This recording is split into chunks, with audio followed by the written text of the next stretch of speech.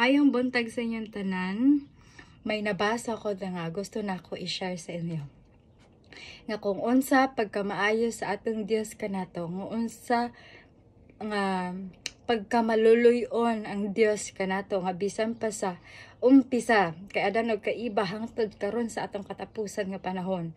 Ang Ginoo maluluyon gayud. Mao na nga kinahanglan magbasa tag Biblia para makabaluta. I just wanted to share it to you nga makaingon ka nga ang atong kinabuhi, ang Dios maoy nagkupot, right? Nga anytime mawad-an ta sa atong kinabuhi, pero ang Ginoo mataas ang iyang kaluoy sa ato.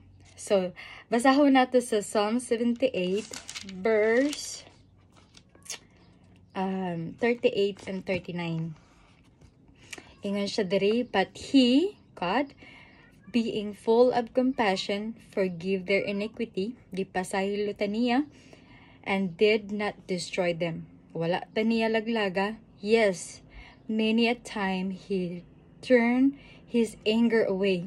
Pila ka mga bisis ang iyang kasuko, iya lang gipalabay, and did not stir up all His wrath. Wala niya laglaga ang mga katawhan, pasasaway man ta.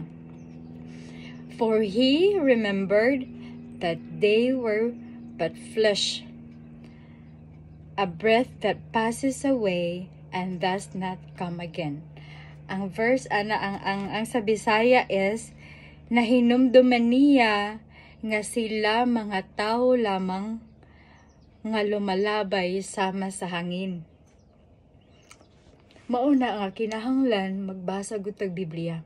Nga kinahanglan makabaluta kung kinsa si Ginoong Hesus, kung kinsa ang Ginoo, nga kung mailhan nato siya kung magbasa tag Biblia. Og ang Ginoo gusto nga kita mga katawhan sa Ginoo magbasa tag Biblia. Kay dire sa Joshua 1 verse 8, si Joshua.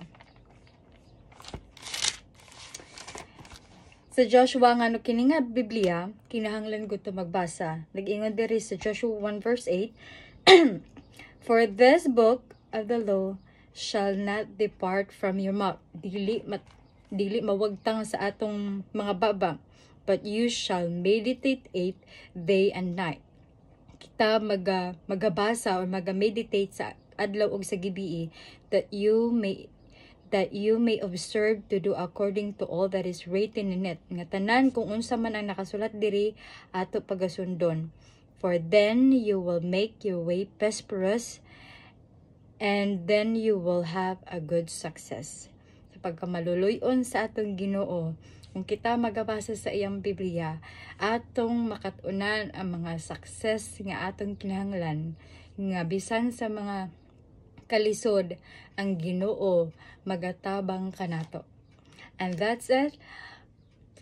Please read your Bible and mag-comment mo kung nagbasa mo sa iyong Biblia. And God bless atong tanan.